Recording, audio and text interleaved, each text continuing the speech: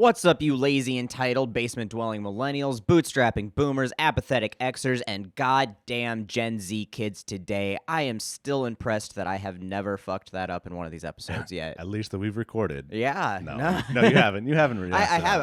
I almost, because I usually at least try to scan over it while I'm reading it on our little notes here, and I just jumped into it this time, like feeling really confident, and then I back of my head got a little less confident, and I was like, "Damn, I'm gonna be like basement dwelling boomers or something," which sounds pretty good. But, yeah, I was just a little pat myself on the back there. You should feel good about it. It's only like the 50th time doing it. Exactly. So, yeah. The fact that we've made it this far, kind of looking back, I should have fucked it up a couple times by now, but. Speaking of which, the FBI knows I haven't fucked it up, because they're usually spying on us. Usually, at least somebody, whether it's the FBI or the NSA, The CIA, somebody's watching.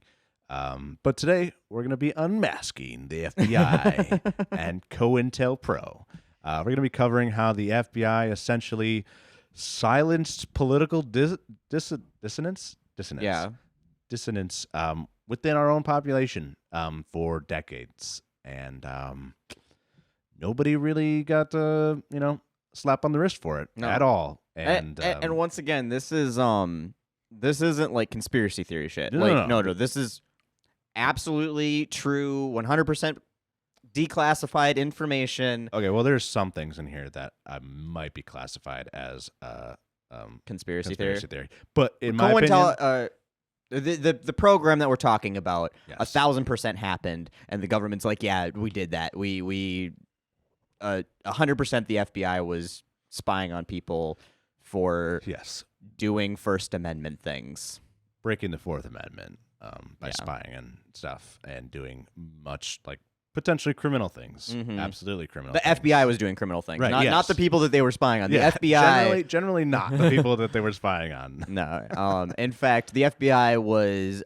purposely turning a blind eye to the people doing criminal things, to spy on the people not doing criminal things. Spy and basically suppressed any sort of socialist movement, certainly any communist movement, and potentially labor movement, civil rights movements. Yeah, a lot of stuff, and everything that we discussed in the McCarthyism and Red Scare. This is just like the 60s or 50s and 60s version of it. This is the sequel. This is the trilogy. It's Trilogy. called Red Scare 1 with 1919. What's the third Star Wars movie? Return of the Jedi. Okay, so it's the Return of the Hoover? Return of the FBI. Return of the FBI. I mean, yeah, they come back. Empire Strikes Back, but that was the second one. So, yeah, it's not perfect. No, but should have worked on this one a little more before we got into it. Nah, this is good. So what is COINTELPRO? If you've never heard of that, I highly, highly recommend watching any of the plethora of content out there, specifically on YouTube. There's a ton of good stuff that will tell you a lot about it in a lot more detail and give you visuals, and you can see all the people doing the things. But essentially, it's short for a counterintelligence program. Super, creative name there. And basically, it was a series of covert and illegal projects run by the FBI, led by J. Edgar Hoover from 56 to 71. And the program's goals were to disrupt, discredit, and dismantle organizations that the FBI considered subversive. Yeah. J. Edgar Hoover was just one of the worst people ever. Super weird dude. He's so weird. Possibly. Definitely. So this is part of the conspiracy theory part. Possibly trans, likely, very likely gay, and almost certainly at least bisexual. Yeah. He was not afraid to smoke a pole, I'm pretty sure. And so supposedly, and we're going to get more into this, but part of the reason why the FBI and COINTELPRO was his main focus, and that he did not prosecute and investigate many organized crime, especially even during the literal violence between gangs and mafia groups, was because they might have had pictures and or just incriminating things about J. Edgar Hoover also he was an avid gambler, and so like they Yeah. were like got him on the gambling stuff. Oh, I'm too. sure he had gambling debts like crazy, and the mafia ran all of Right, that. or he just got like tips from them and like Mhm. stuff. He did horse races. He would send FBI agents on duty to place bets for him. So like he was just he had his own. The way I would describe it, and I will describe it in this episode, is that J. Edgar Hoover was like literally the leader of his own personal Gestapo as Mhm. in running the FBI for the 30 or some odd years that he was the director. He had that much power, politically speaking. It is crazy too, because like in modern America, when you look at the FBI obviously being heavily involved now in investigating like Donald Trump and that kind of stuff, Doing sort of like investigations and crap like yeah, that. of political people, and people want to discredit the FBI. Now, I think the FBI is a relatively an institution within the American government that probably has more integrity today than a fair amount of institutions within the American government. Yeah, I mean, it helped a lot that after 1971, when kind of everything came crashing down, that Congress set into a place a policy of a maximum of 10 years as director of the FBI. And so no longer could you have 30 years of power to amass, which is what you inevitably do being in a high level. But I mean, it's J. Edgar Hoover is one of the biggest arguments in favor of the conspiracy theorists who would be like the FBI is out to get something, because J. Edgar Hoover was out to get Literally, like John F. Kennedy. right. Like he went after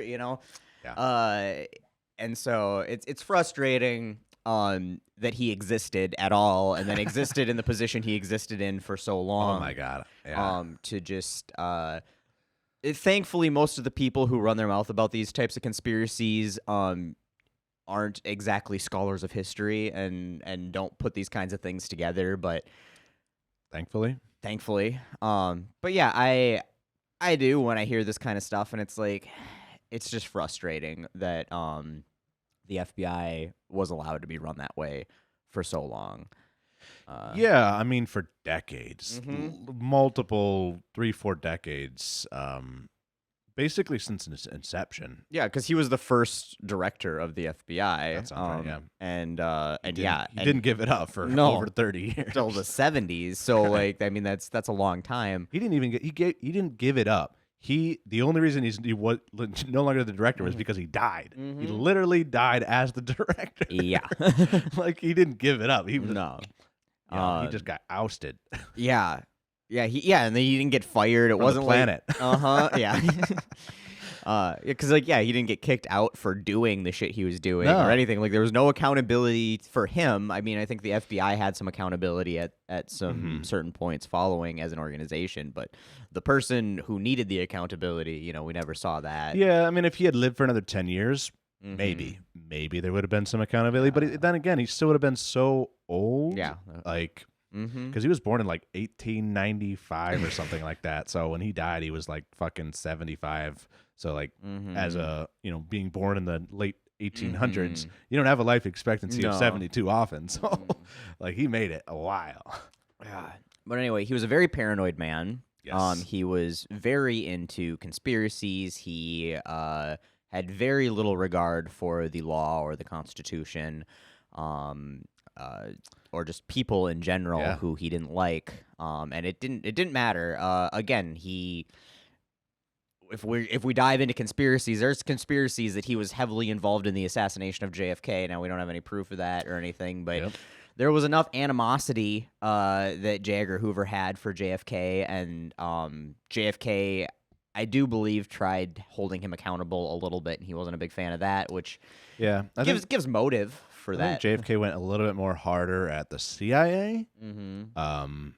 But it sounds like from what I was able to tell, the CIA and the FBI somehow work closely together. Oh, who would have thought? But it's because they like FBI is supposed to only be stateside, and CIA is supposed to be only non-stateside, and yet you find them both operating in right. Well, and then because like if you have foreign operatives operating within the United States, so like spies and stuff like that, you start getting a lot of blurred lines on Sure. whose jurisdiction that is and Yeah. who needs to be sharing intelligence. And cops are cops and they're gonna cop, and that blue line definitely surrounds those agencies of cops too, and Right. Yeah. they're gonna work together and have each other's back over anybody else's. Right. So what we're going to be talking about today is basically we're going to be talking about the actual things that the FBI has done to suppress and or silence political movements that are basically left-leaning in any capacity. If you're not a centrist or rightist or like, right-wing, you're probably have never heard of some of this stuff because it has never affected anything that you would consider, to be important to you. or you might agree with it. Right. Yeah. Yeah. Honestly, at the end of this, we'll talk about it, but they said there's a debate as to whether this was necessary for national security or not, or if it was a grave injustice of civil liberties. And that's debate. That's somehow a debate. Yeah. At least according to Google. All right. But let's get into it. So some of the things they did. So they did covert operations. Basically, everything's covert, obviously. But they were surveilling. Surveilling individuals and groups, infiltrating groups by putting in confidential informants or people who would actively disrupt those organizations and sometimes incite violence potentially. Yeah. And push them to be more extreme. To do more things that would make them, look bad, look bad, destabilize and their, kind of give credit to the FBI for being a part of it and shutting it down, whatever. So almost often, most of their tactics were illegal, and included things like spreading misinformation, literally planting fake news stories, and yeah, basically, working two groups against each other, potentially to spying on people without a warrant or without probable cause. Yes. Wiretapping people's homes, their, hotel rooms, whatever, like entrapment. Yeah, like basically everything that we think of bad policing, they were like, we're going to write the rule book on what not to do, but we're going to do the rule book on breaking all of the rules. Right, exactly. So we got a couple examples here of some of the groups. So one of them being the Socialist Workers Party. Had socialist in the name, so yeah, exactly. They obviously hate America. Right. They were I believe socialist leaning, certainly. But first and foremost, they were a labor party. So like, they just wanted people to get paid a fair wage and not die when they went to work. That was basically not to be crushed by the machine, the literal machine, not even just the figurative capitalist orphan crushing machine. Yeah. So they definitely infiltrated the Socialist Worker Party. They a lot of that propaganda you hear about, socialism being bad and being tied to the Soviet Union, especially at that time. Came from their propaganda agents. And their the people that they had embedded within them. Yeah, basically they just were like, we're going to be the most extreme person, and we're going to join this intending to be flamboyant and not necessarily act in the favor of the actual group. So to make it seem like they were, being just actually bad or like working as a Soviet front and like, basically just trying to disrupt their public image and ability to grow as a movement. Which they were also doing with the Black Panther Party. Yeah.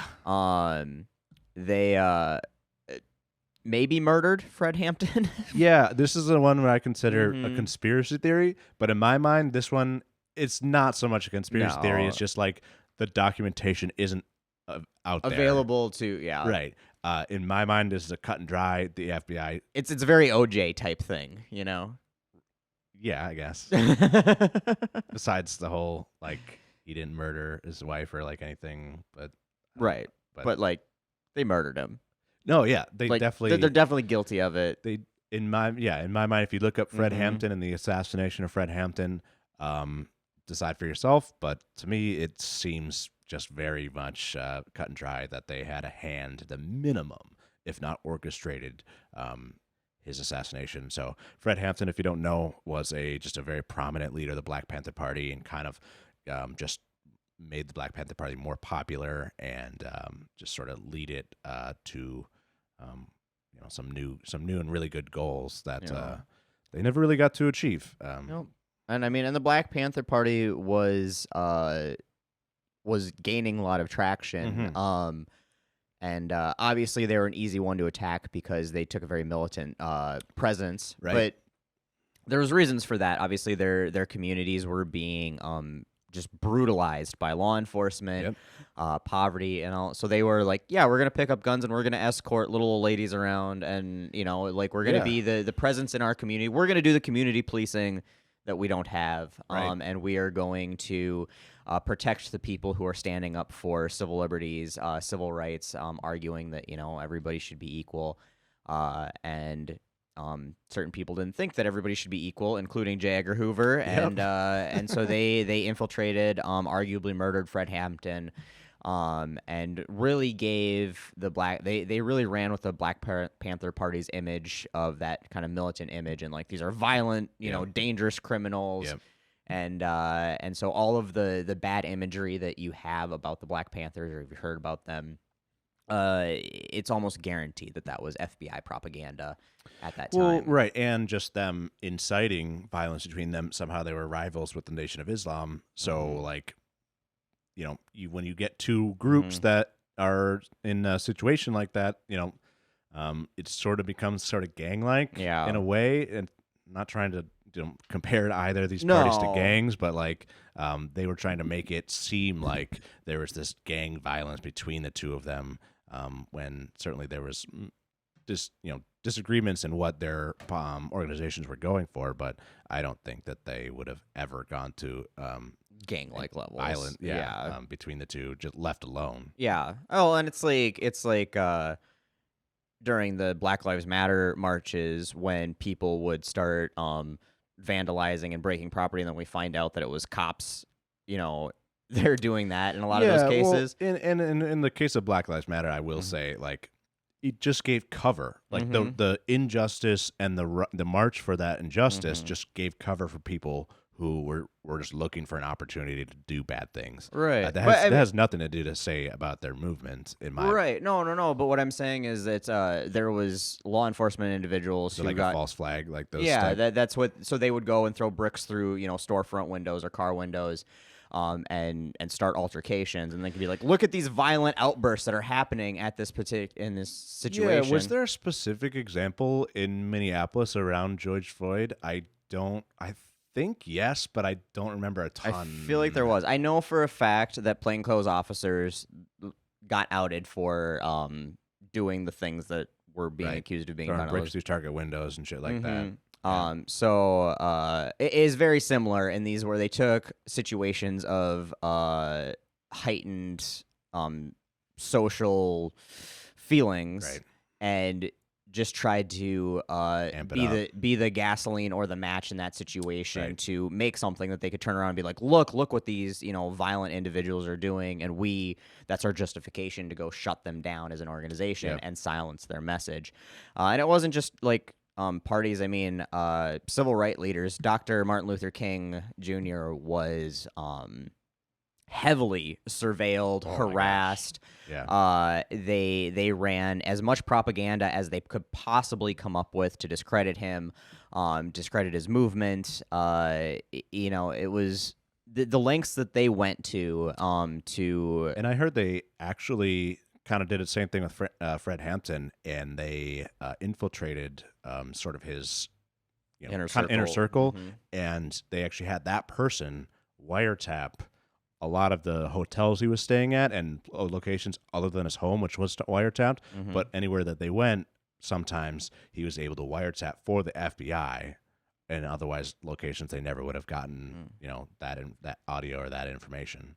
I didn't know about that, and that's I just learned about it in research for this episode. Like, there's a dude, I forget his name, but and then to give credence to the fact that they, probably definitely killed Fred Hampton.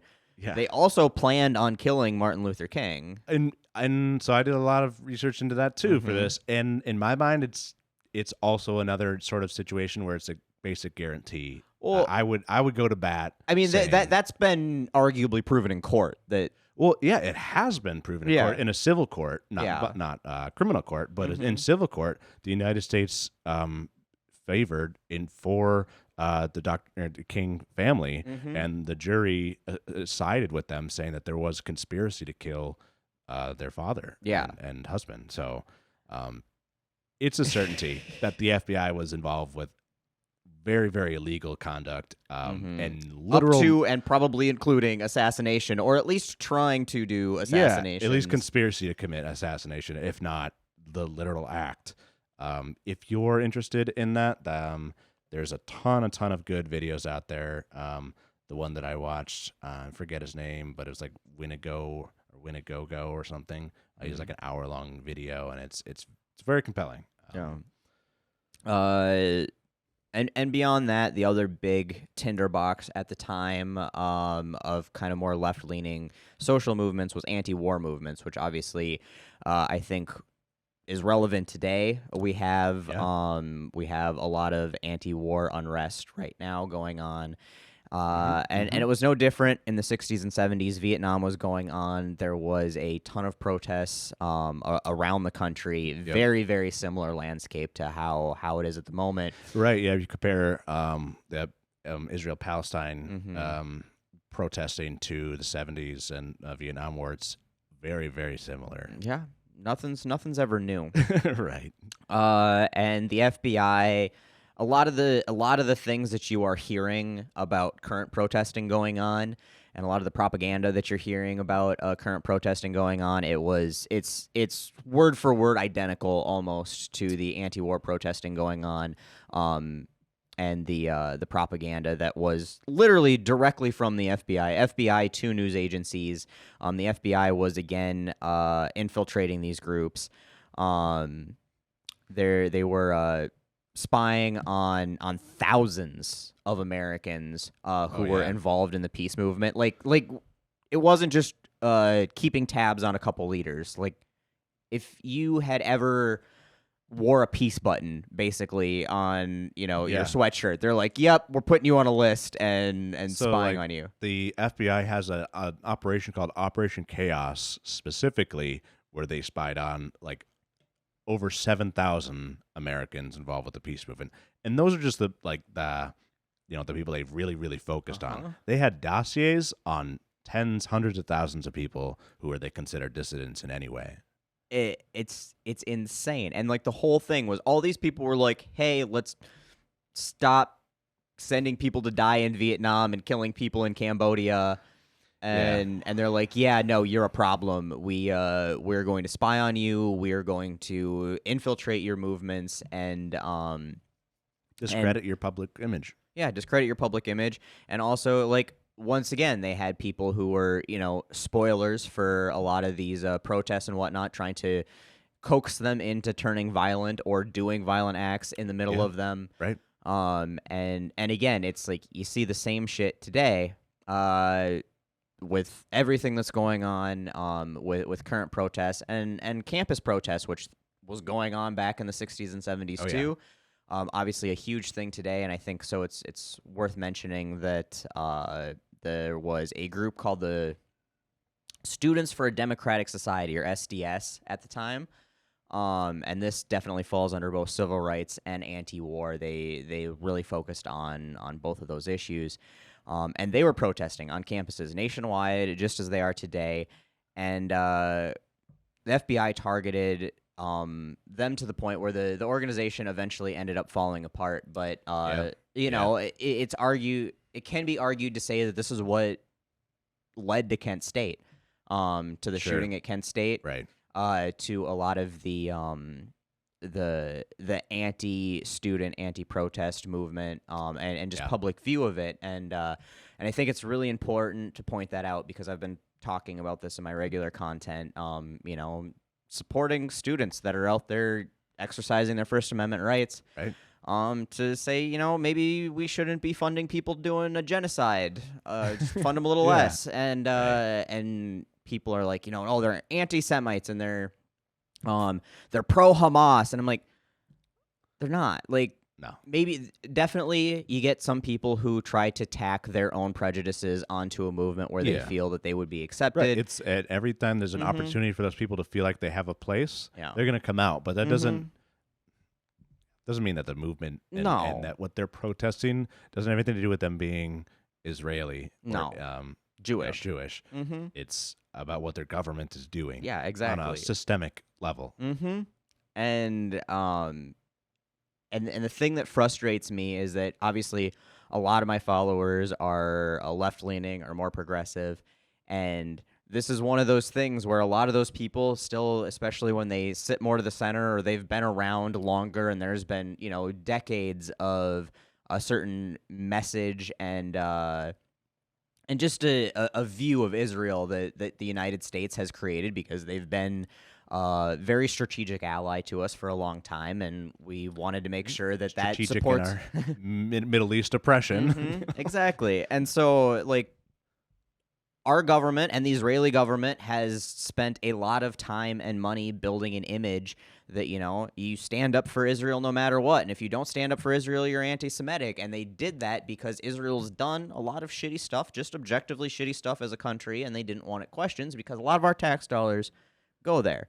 And now to see that kind of has been pulled off, and a lot of the people who are generally in agreement with me in political things coming up and repeating literal talking points that you can hear on Fox News and the same literal talking points that they had back for these protests. And it's like, it's important to remember that this isn't new. These things have not been, And that's why we go into this history of things. It's not because do I find it interesting? Yes, I do find history interesting, especially political history, because it's a way to view politics through today's lens.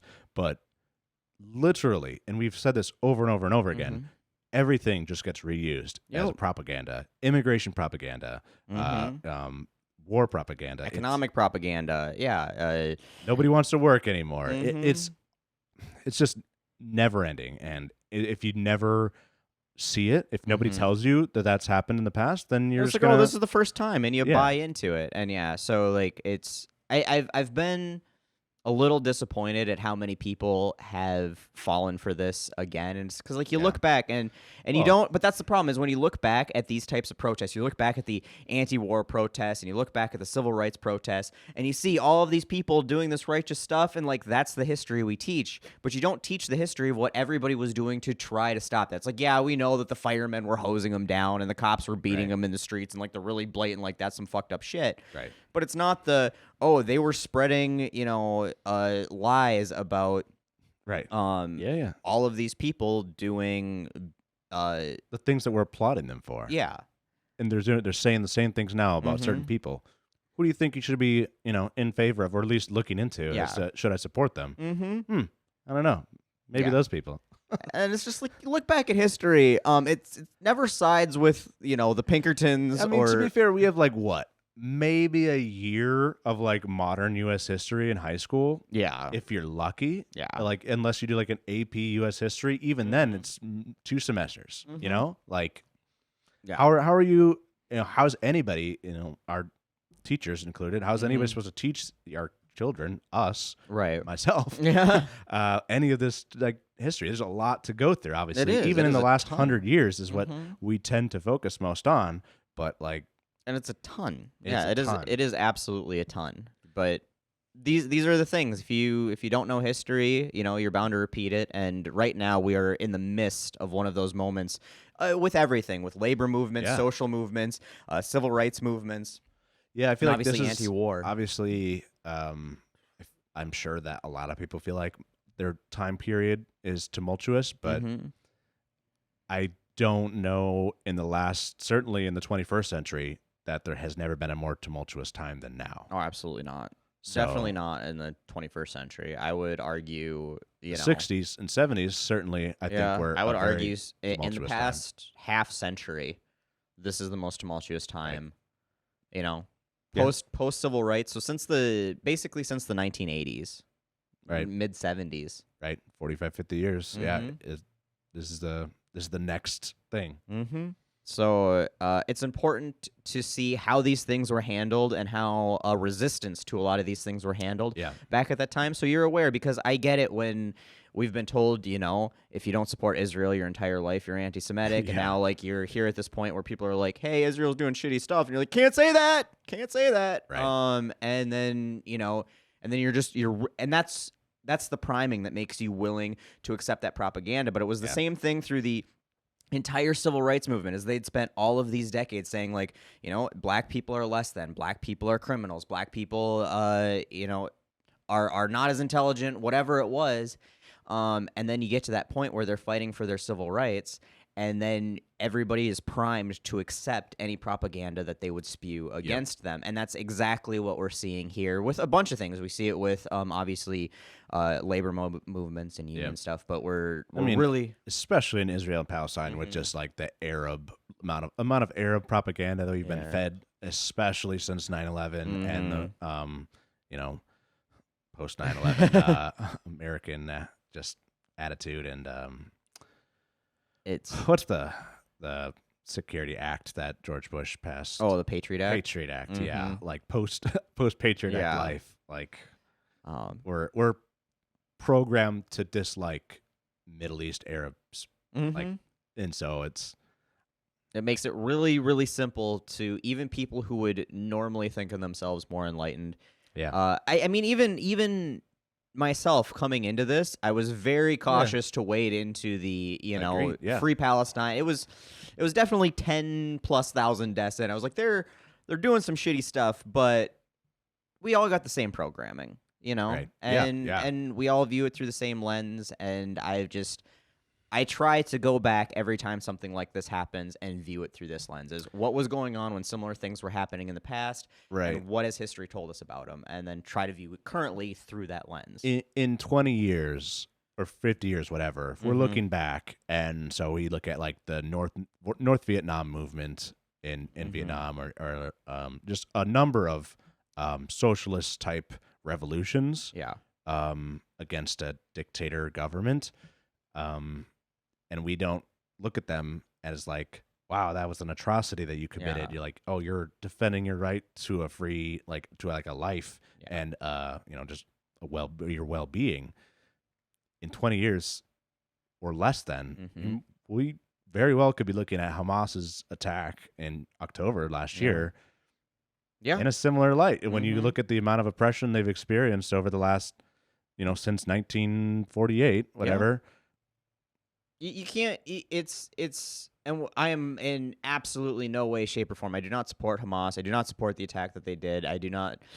Hamas should and likely will drop off the face of the planet here. Be very clear about that. But you have to look. You can't objectively look at something without looking. They didn't just rise up one day and be like, "Oh, I hate all Jews. I'm gonna go, attack Israel." Yeah, they literally existed in peace with Jewish people until Jewish, colonists, Zionists started taking land. And that's when you start to get issues. And Hamas is a byproduct of that act. Yeah. So no, I agree with you in the fact that, like, there's no way that Hamas is necessarily like the freedom fighters are there. They're certainly backed by Iran and other type anti-West, forces. Not to say that I don't understand where that sentiment comes from, like the anti-Western sentiment, especially from Iran. Like, it's so wide angle when you just take one more step back. Like, exactly, and that is the point. Is like, it's the same thing. Let's put this in context of Al Qaeda or the Taliban or ISIS, and it's like, I do not support any of the things that they have done. I do not support what the Taliban is doing in Afghanistan today. But if you can sit here and objectively look at the history of our involvement in the region with those people, and then say that you can't understand how they ended up this way and why they've decided to do this, you're lying, or you are so fucking blind to anything past the end of your own nose that you don't have a right to have an opinion on anything. But like, B, you can't fix the problem. You can't work towards a solution if you're not at least willing to admit that, all right, A, B, and C led to D where we are now. Right. And unless we address the A, B, and C issues, you can't just be like, oh, D is bad, and therefore we get to ignore all of it that got us here. And Right. That's what perpetuates this violence. It's like you can't just look at like obviously what nobody is like, yeah, like go murder innocent people. No. Go commit 9/11. Mm-hmm. But like we basically created the environment for those acts to happen. Are the United States of America. Yeah. So it's really tough to say, like, just point a finger and be like, oh, you are 100% in the wrong. You are the bad guy. Everything you do and say is wrong. Yep. When you understand the circumstances that led somebody and a people who, you know, a small percentage of them have, you know, are part of Hamas in Palestine, but still a lot, you know, tens of thousands maybe. So I don't think all of them, they're not like predetermined to be like terrorists. No. They're a terrorist organization. They joined a terrorist organization for a reason. Yeah. And part of that is probably propaganda. Yeah. But part of that is also because their people, their parents, their grandparents have been oppressed for 70 years. So like, and this was, God's sakes. I posted a video, like I said, about it the other day, and I had somebody reach out personally, being like really frustrated because, you know, I'm perpetuating pro-Hamas, anti-Semitic rhetoric because I'm like, yeah, the protesters are doing what protesters should do and should be supported for exercising their First Amendment rights and whatever. And then she got into the both sides thing, and I'm like, it's not. I'm not saying Hamas is good, but this is not a both sides thing. You can't take nearly 40,000 casualties and compare that to 1,400 casualties and be like, oh, this is. She's like, well, where's the anti-Hamas posters at the protest? I'm like, why would they bring? Nobody's like saying, yeah, Hamas is good, or like nobody. We're not funding Hamas. The whole point is, hey, let's stop funding the people committing genocide. Right. Like, why would you? But hey, look, also this other thing that is completely unrelated in this situation is also bad type of thing. Yeah, I mean, like, what are you gonna have? Like, make sure that like 1 out of every 100 posters is like down with Hamas. Like, I don't know. Like, what do you want them to do? Like, Right, exactly. Like, sure. Like, would that be good? Yeah, cool. Do it. Yeah. Like, start doing that. Yeah, Sure. whatever. But like, that's not our concern at the No. moment. It's lives of innocent people. And then she's like, yeah, but the problem is Hamas doesn't care about the people, and they just look at all the civilian deaths as martyrdom. And I'm like, yeah, I agree with you. They don't care about the people, and they're not worried about that. Stop giving them martyrs then. Like, just if you don't kill the people, they can't have dead people to martyr. Like, how is that so fucking hard to understand? It's like, and the thing is, like, I would get it if this was two, like, African tribe faction, like warlord factions that weren't governments, but you have one poverty-stricken group of people with no modern military and no real structure, and then you have one of the most modern militaries on the planet with a nearly impenetrable defense system. I mean, Iran is shooting missiles and shit at them, and they're like, to be fair, Iran is not trying all that hard, right? No, and rightfully so. It's been good for it to not escalate. But to your point, but like, they have the whole Iron Dome system. They have the most advanced weaponry on the planet. They've been trained and funded by the United States, a.k.a. the greatest and biggest military force in the world. So the fact that they have that, they have the ability, because they're like, well, Hamas never honors the ceasefire. And it's like, fine, even if they don't, because the Palestinians, first, like, the Palestinians aren't honoring the ceasefire. It's like Palestinians can't honor a ceasefire because they don't have a ability to fire in the first place. Right. Hamas, if you get a few rogue actors of terrorists who don't honor a ceasefire reliably, Israel is using that as an excuse to continue doing what they're doing because they have the ability to continue with the ceasefire, whether Hamas keeps shooting at them or not, maintain the security of Israel almost to 100%, and the security of the innocent civilians that they continue to murder. And the fact that they're not willing to do that is like, I don't give a shit about talking about Hamas. Hamas can go fuck off. Hamas is horrible people, but sorry, we've gotten way off topic. I was like, for the last 10 minutes, I was like, this is good conversation because it's directly related to what, you know, the point of why we're talking about this sort of stuff. Not only because it's, you know, progressive movement history and it's just, it's good to know, you know, what's happened, but like, it's just in the same realm. It's the same sort of shit just happening That's what's happening, offshore, and Yeah. it's happening to an extent domestically, Yep. or has happened domestically to a certain extent. And kind of my final point, I still got some other stuff in here. I don't think we're quite ready to call it, but my biggest point of doing this episode was not to just point out that the FBI was shitty. Yeah. The FBI was specifically shitty towards socialist movements and just pro-progressive movements. Yeah. Just people movements. Yes. Anything that's don't kill people, pay people, and give them safe environments to work on. Those movements. You really break it down to it.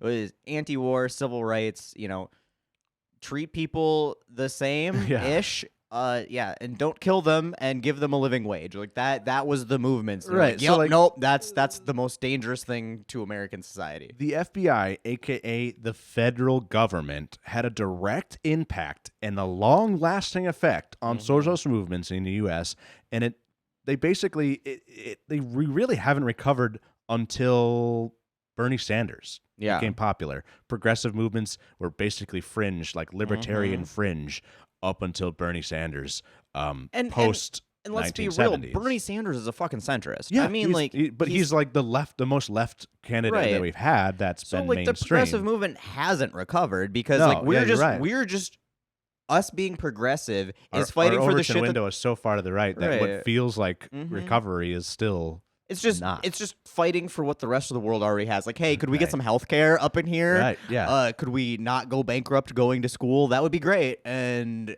that's our extreme leftism. Yeah, exactly. Exactly. So it hasn't recovered. So whenever anybody brings up why doesn't the socialist movement do more? Why have they never succeeded? It's because the federal government actively made them not succeed. That's correct. So they did this to ourselves. They did it to us and you. And they've done this to other countries throughout the history. So I'm just bringing that to light. That's because it does matter in these conversations. If you're gonna have any sort of popular movement, you have to be able to react to discussions and comments it's never worked before. Yeah. You have to come back with some. Unfortunately, the burden is being put upon you to rebuild, and that's what we're trying to do here. But we have to work a little bit harder than they do. Yeah, a lot harder. I mean, obviously, right. and it feels like a losing fight, and it gets especially now going into an election year. And I've noticed in the past couple weeks the left and leftist progressive infighting has really, really, really picked up. And I see it from my mutuals on social media now all the time. It's all infighting right now. People aren't even at the throats of our common, I don't want to say enemy, but our common opponent. So I will say something about that, and because I'm also pretty dialed in on leftist social media, just not on TikTok. And most of the discontent is to whether or not you should vote for Joe Biden. Yeah, and I don't think that that's leftists fighting with leftists. I think that's leftists fighting centrist liberals. Yeah.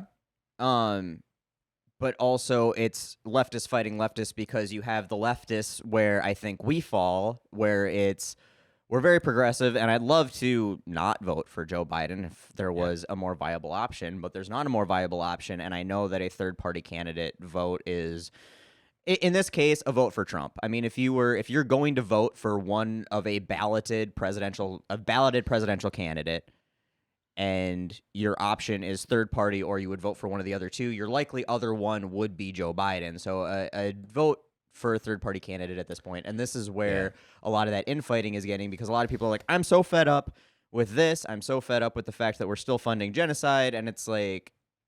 And then you get the other people who are coming back and like, what the fuck is wrong with you? Genocide's going to get worse. More people are going to lose bodily autonomy. And it's like, it's that idealistic versus practical infighting that comes around every election. But this one is particularly bad. It's not even just like it comes around every election. This is just like, and this is very historical, but like this is the basis of like the leftist dichotomy is you have the revolutionaries who want to just dismantle and recreate everything from the ground up. Society as it stands today would be completely different and would have to be torn down, which would be violent and very disruptive. And then you have the reformists, which is, I think, where we largely lie, in that we feel like that's too much of a price. If we're doing that, then we're no better than the people who are trying to replace because they're doing the same shit. So we're just seeing that argument played out in the presidential election sense in that argument. But God, yeah, it sucks that we have to kind of be at odds. If I was a revolutionary leftist, I would be saying kind of what I'm saying now, as far as like, communist sounds great. If you could figure out a way to do it, like, I'd be cool with it. Yeah. But in the meantime, transitioning to a socialist state seems realistic and would improve everybody's life. Yeah. Immensely. So I'm for, if you want to say we're going communist, I'm like, cool, because that's going to lead towards a socialist transitionary state. If I was a revolutionary, I guess this is a little bit different because you don't believe that it's possible to transition. Yeah. Like the transition is the bang, the powder keg blows up sort of move thing, possibly. But so I don't know. That's the internal kind of like debate I've been having the past couple weeks, months, really. But I get it. I mean, and obviously, and this one's hitting me harder than before because I'm really frustrated on a personal level with the TikTok ban stuff and everything like that. It's like, it's really hard for me to go vote for senators and a president who is like, something that's really important in your life, something that you make an income off of. We voted to get rid of that, and I understand that it's not going to go through and all that, but like, it's still it's on the the chopping thought block. that counts. Still you know? on the chopping block. Exactly, and so it's like, and I know, but I'm like, it's not like Trump tried banning it too. Republicans tried banning it too. It's not like I have an option of something better to go to, and a third party isn't going to. Then I might as well just not go to the poll at all. You know. Right.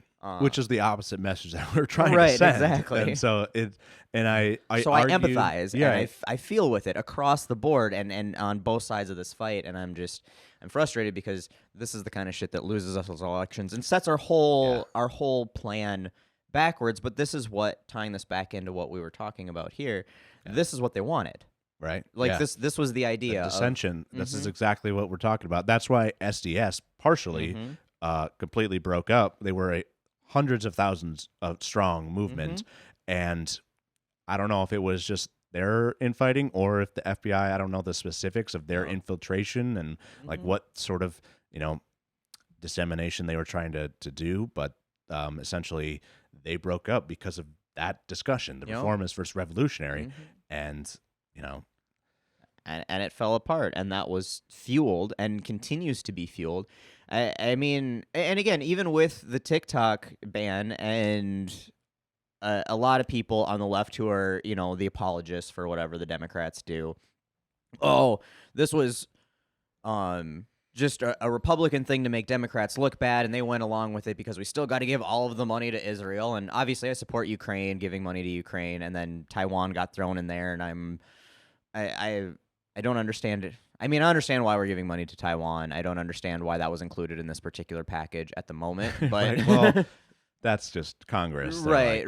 We got to do like everything in one bill because that's how we roll, including the TikTok ban. Including the TikTok ban somehow went on.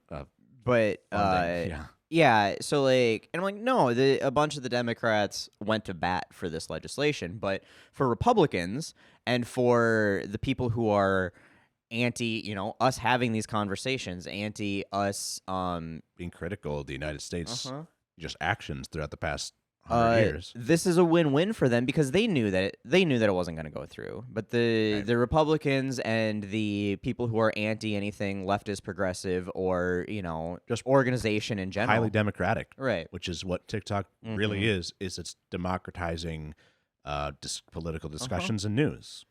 And so that increasing that infighting of now you've got a bunch of people who are like, I'm not going to vote for the president because they attacked this. Weakens those institutions and that infrastructure, and then allows them to win elections that they can then further attack those things. Yeah. But that's what they. I will say, if you're not going to vote because of Joe Biden, at least go vote down ballot. Don't vote for Joe Biden, but vote down ballot. Because generally speaking, especially locally, those are the people that actually make the laws. And we've said it time and time again, those are the people that are going to be impacting your actual lives is your state legislation. So still go vote Congress, Senate, and state vote. Yeah, just I mean, if, for God's sake, if you want to write in, Elmer Fudd for president, do it. I still think I would prefer not to have Donald Trump. Doing Donald Trump things in the White House again. Please don't put us through that. But if you're not going to go vote for Joe Biden for whatever reason, and I strongly suggest you do. And I keep saying this because I know the argument is always, well, it's always just hold your nose and vote this time and we'll get him next time type of thing. But it really is primary. And I know that it was frustrating that we've lost on the Bernie front twice, but that we shouldn't be looking at that as a failure. That is as close as a populist movement has come in ages to putting somebody on a presidential ballot. And that means that next time around, we're going to get even closer. And, the wheels of a government move slow, so we'll get there, but we will not get there if we throw everything away because we're frustrated that we're not there right now. Right. And what do you think? Bernie's probably the latest since Walter Mondale? Probably. I mean, yeah.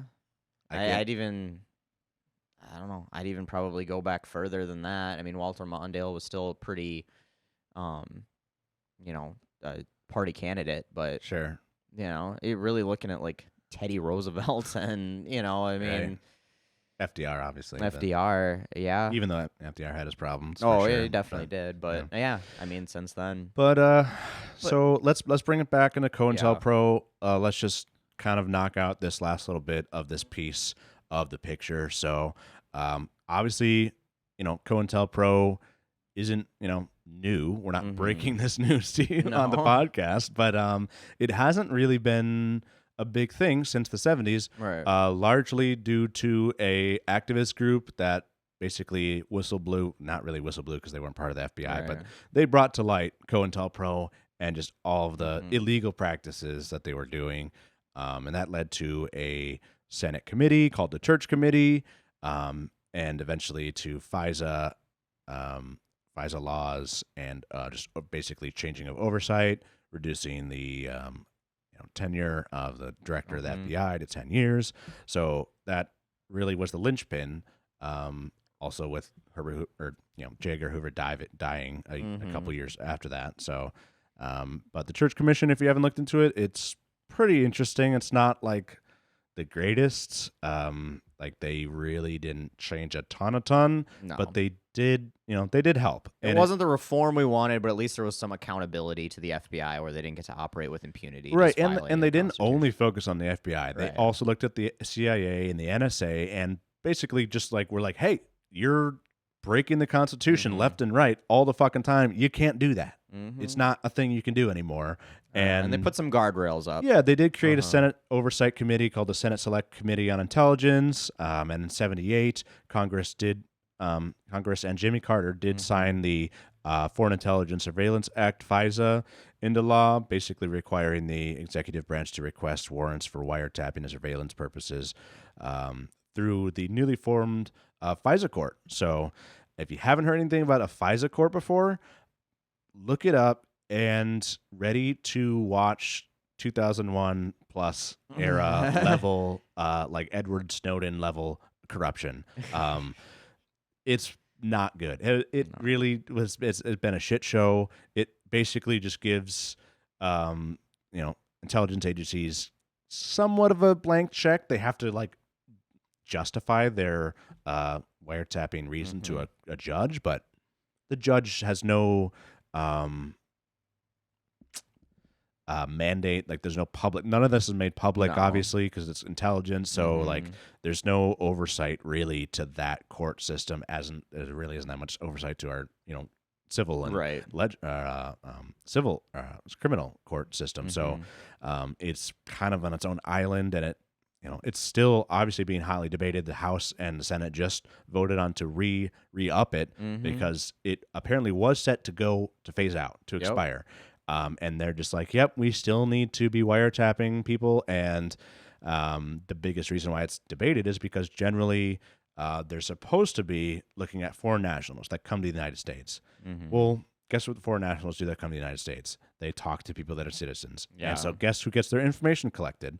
Citizens. And they very often just reach beyond what is considered. They go like thirds. You give them an inch, and they will take it's like 100 miles. 6 degrees of separation. Essentially, they go that far. And if you have, if they consider 10,000 people, 6 degrees of separation, 10,000 people, you're looking at a couple hundred million people. Country, basically. Yeah, essentially. And so, it's just really, really bad. And so, we're saying that this is something the FBI did. We're saying that it's something that they still do. They do it with a little bit more oversight and guideline because they got caught once. Right. But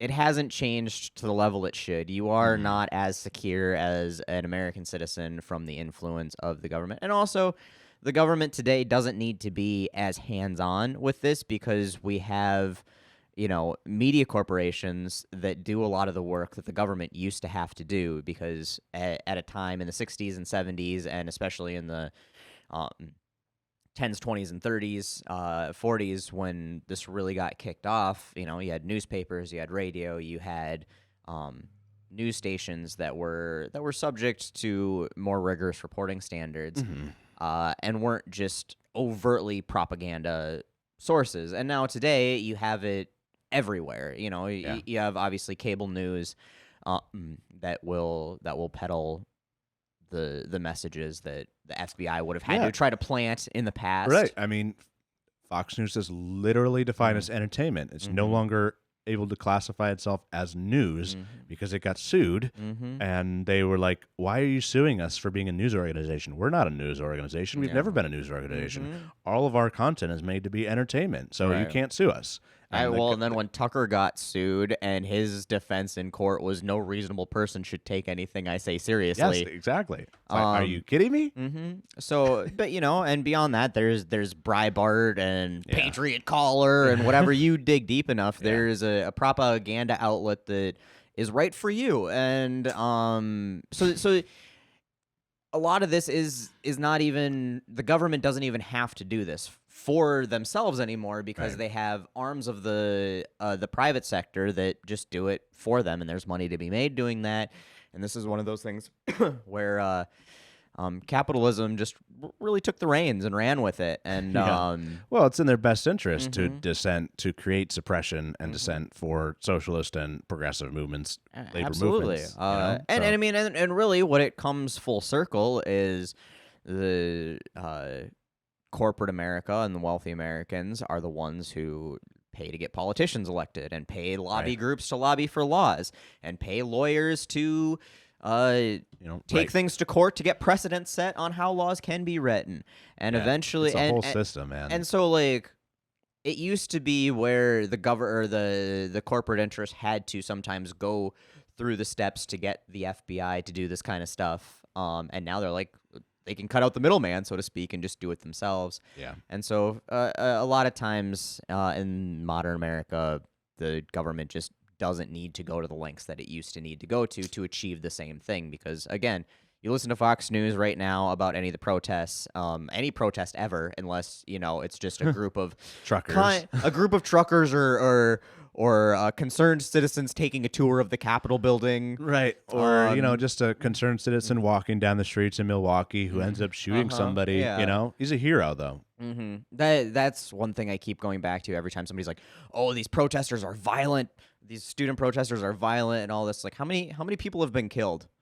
I don't think any so far. I don't think there's been anybody killed so far. Okay, cool. How many people have been, like, really seriously injured? I know a couple cops, like, scummed their knee or something like that. And it's a traumatic experience, I'm sure. But no real serious, like, hospitalization injuries. But there's been nearly 1,000 arrests. 1,000. And charges they arrested 57 people in Austin, at UT Austin. And every single one of them got dropped for lack of probable cause. So they're out there, they're arresting all of these violent protesters for doing things apparently they can't be arresting for. And then you look back to Kenosha, Wisconsin, and a dude literally shoots 2 people, 3 people. Right. I don't remember. Whatever. He shot multiple people, and then he got in his car and walked past police in full riot gear. They let him go by, and he got in his car and drove home. Yep.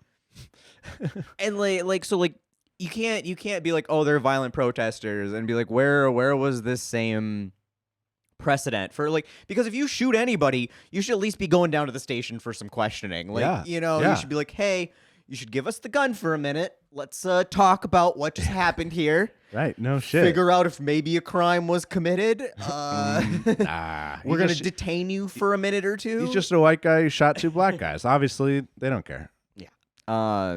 So that's where I get, and then you look at, they're like, oh, the vandalism and all of this. And it's like, once again, how many arrests were made on January 6th? I don't know. There wasn't many. I don't think so. I don't know if there was any. I don't know. I don't think anybody was arrested on January 6th. If it was, there was very few. I'm sure some people did. But you talk about vandalism and violence. Right. No, it was a peaceful. It could have been a tour. Right. Exactly. And so that's where it's like we need to apply the same precedent.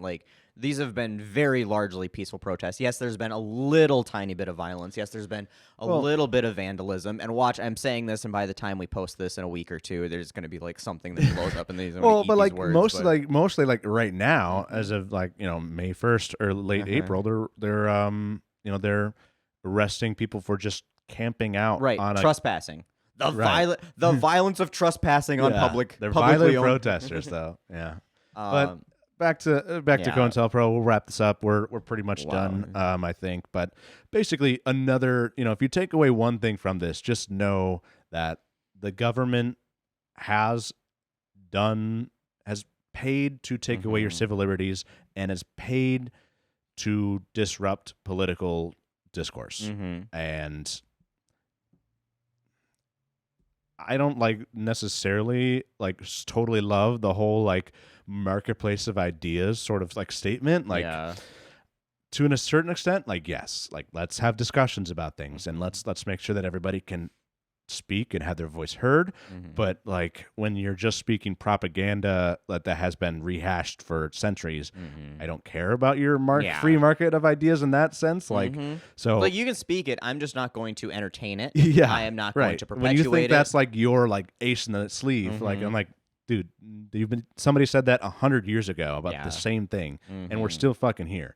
So, but basically, just be aware and be against our government doing shit like this if you want to maintain a democracy. Because if you don't, and to a certain extent, if the wet dream of Donald Trump, what I think he's angling for, is to maybe move to a autocracy coming in 2028, 2029. He literally said he wanted to be just dictator for a day. Don't worry, I'll give it back, just like Caesar did, Right. Yeah.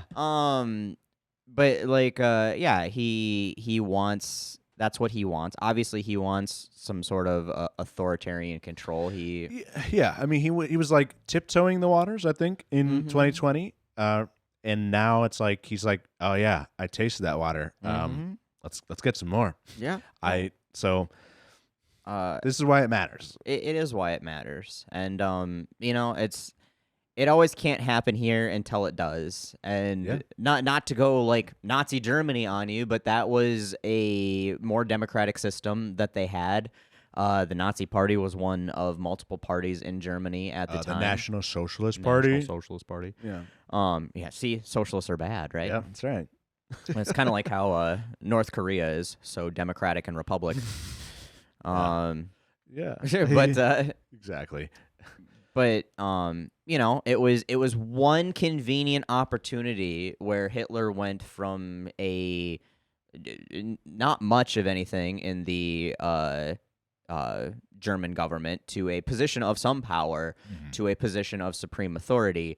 And it was something that I'm certain that many people thought at the time, it's never going to get to the point where I lose my rights, where I lose our freedom in this situation. And And you never know. I'd like to say it can't happen here. I'm not suggesting that, Donald Trump is the next Hitler by any means or anything like that. I'm just No. saying it's a 20th century. It wasn't that long ago. It was 20th century Yeah. thing that happened, and in a somewhat modern society with a somewhat modern government structure. Yeah. Yeah. And it had a moment where all the pieces fell into the right place for it to go from something that was more democratic to something that was a complete authoritarian rule. And if those pieces happen to fall into the right situation here, it's not unthinkable, and making sure that we avoid that should be of the utmost importance. Agreed. So basically, just I guess if you found COINTELPRO interesting, We tell almost it to- talked about it today. Yeah.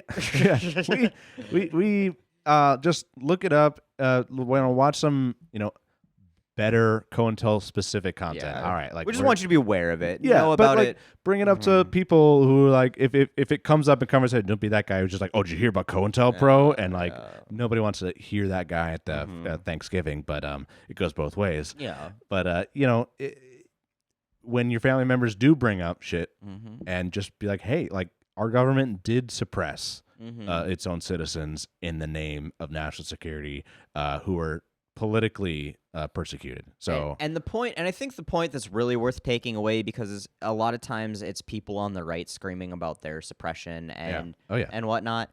This is always 100% of the time been perpetrated against people on the left. Like every single time in American history, it has been people on the left who have been the subjects of this type of oppression, this type of government violation.